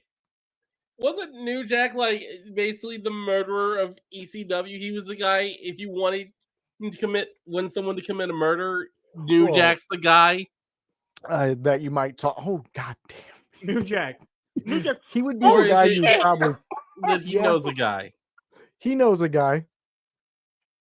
I mean, does he happen to sleep in the same bed with that guy? No. He actually, before he passed away, he was one of those guys who would get up in the middle of the night and do like live streams and shit. He was a character, man. Okay. Man, what a guy. He had a big issue with being able to sleep at night. Okay. Mostly because of the brain injury that he suffered in the ring. Yeah. But other than that, still a cool dude. Yeah. But yeah, there's been some close calls of him almost actually killing people in the ring. Yeah. Yeah, there's definitely been some stories. All right. So I'm looking at this, I'm thinking, all right, so Josh, I want to know who, and Con, maybe you have an opinion on this too. Who in the current WWE roster between Raw, SmackDown, or NXT do you think would benefit the most from becoming extreme? Who on anybody in WWE? Yeah, anyone in WWE, who do you think might actually be able to be the extreme wrestler and make extreme cool again? I'd like to see Me Chin do it. I know I've talked about it before, like months ago. Myself and Voice have talked about it. She was already kind of going that lane with like the kendo stick and everything. I'd like to see Me Chin lean more into being more hardcore and doing more hardcore things. She was in a street fight with Jada Parker on NXT like a month or so back. That was really good. Yeah, I'd like to see her really lean into that. That's my answer. Me Chin. Yeah, I like that. I like that one. I'm going to talk about a guy that it's been a while since we've seen him, but they are still contracted. Shinsuke Nakamura. Ooh, okay. I could just because he's already got strong style. Yeah. The next step up would be a hardcore element. And I think that would bring a new light to his character. That would be interesting. That would definitely be interesting to see. And just imagine him. Whoa! Hold on! I think we got new tag team champions. Yeah, Cronus and New Jack have just gained the tag championship. I'm sorry, I didn't mean to step on your thought there. No, you're perfectly fine.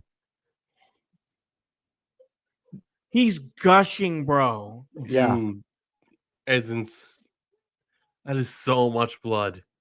Yeah, he looks like Kane. Oh. If Kane a little bit, yeah.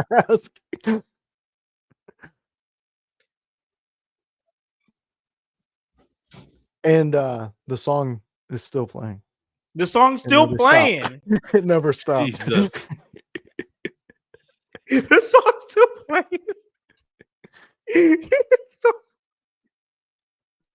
It's the greatest shit ever. It's the greatest thing ever, bro. I love that this is a thing.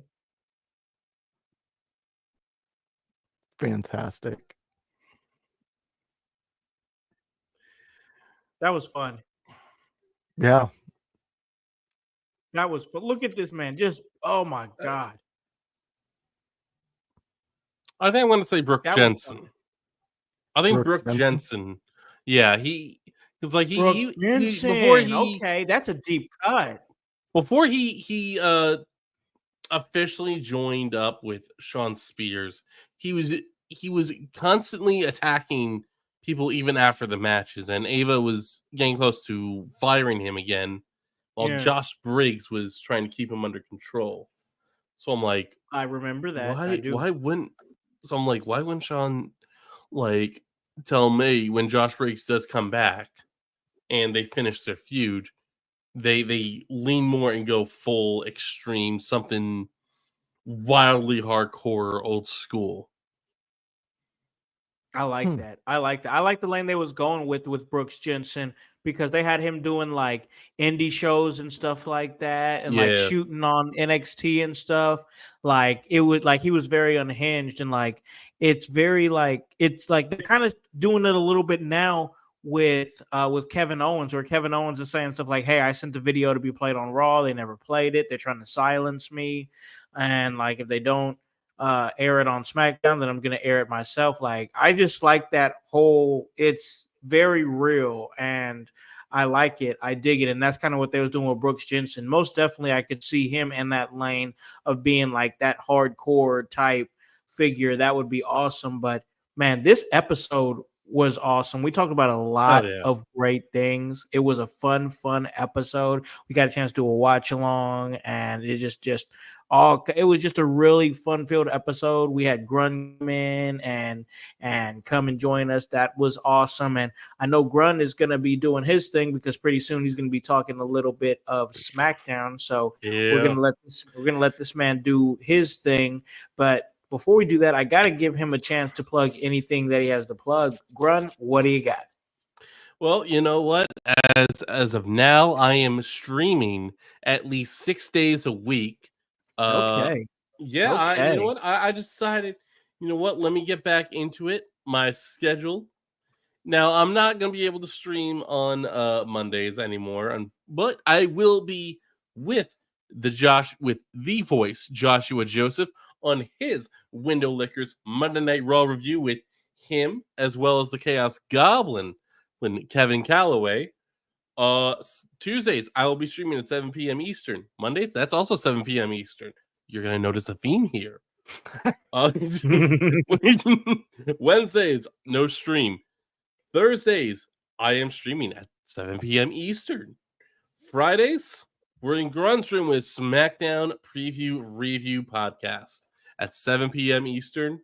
Saturdays, 7 p.m. Eastern, I'm just going to be gaming or doing whatever. I don't know. And then Sunday nights, I will be streaming on my own at 7 p.m. Eastern, but I will be joining you guys on the Sunday House Party podcast every Sunday.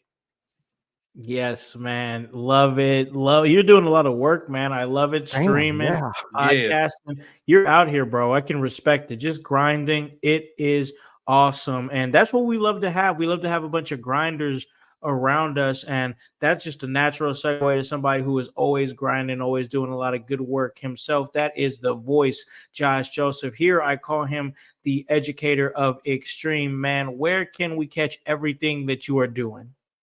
Well, fans and friends and anybody who enjoys the voice, it's not a lot of you, but I know there's some of you. You can catch me on Monday on the Window Lickers, where we talk Monday Night Raw.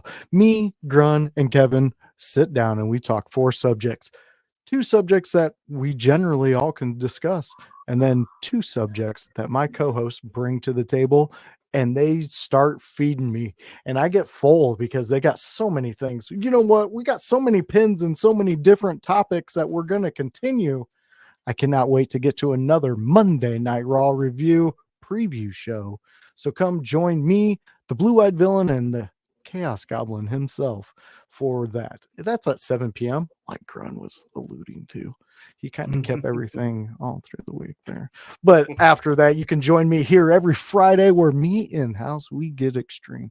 We go back in time and we look at ECW and all the storylines that it's provided. If you were here with us today on this one, oh my God, we got so many storylines going on.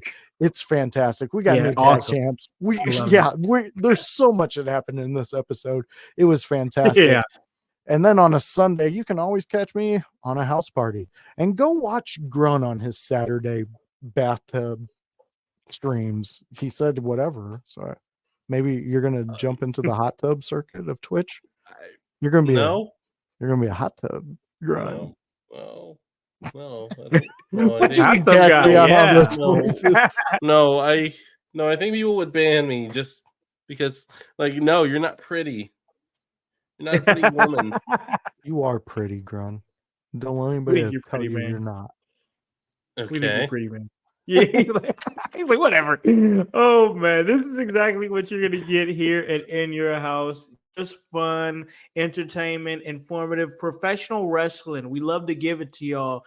And we appreciate you guys tapping in, whether you guys are here with us live on YouTube or Twitch or Facebook, or later on when you listen to us on the podcast version on Apple Podcasts and Spotify and anywhere that you get your podcast. We appreciate you guys tapping in. You guys already know where I'm going to be at, right here doing my thing with the team at In Your House. Whether it be a Wednesday, I am here with Annie O'Neill, the big dog, Annie O'Neill. We have the Raw deal with Howse and O'Neill. We talk all things Monday Night Raw, and sometimes we talk a little bit of NXT too, for sure. We have a fun time. Fridays, awesome stuff with the ECW watch along, myself and the voice, Josh Joseph.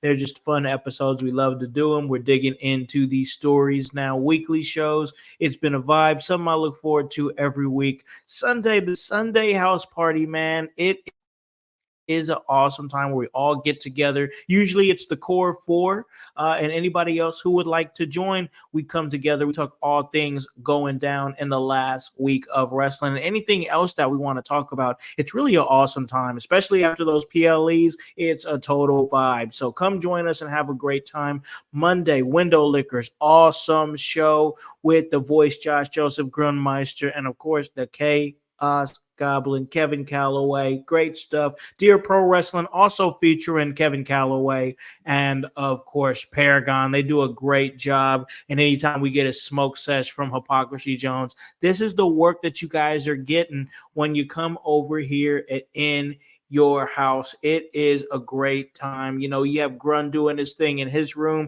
and we're going to let him do his thing and talk SmackDown. SmackDown has been an awesome watch. I'm sure that's going to continue as we move forward, guys. This is what we do. It's all about the love of the game, the love of pro wrestling, and we put in that work because it's HOWSE, because the W stands for work. So for the Grunmeister, for the voice, Josh Joseph, for Hypocrisy Jones, for the Chaos Goblin, Kevin Calloway, for Divinely Designed, Annie O'Neill, for the world's most dangerous podcaster, Paragon, I am Alakan, the Concept House, here to remind you to tell a friend, to tell a friend, to tell a friend, to hop on this bandwagon, get on, or get gone, because the household is still going mighty strong.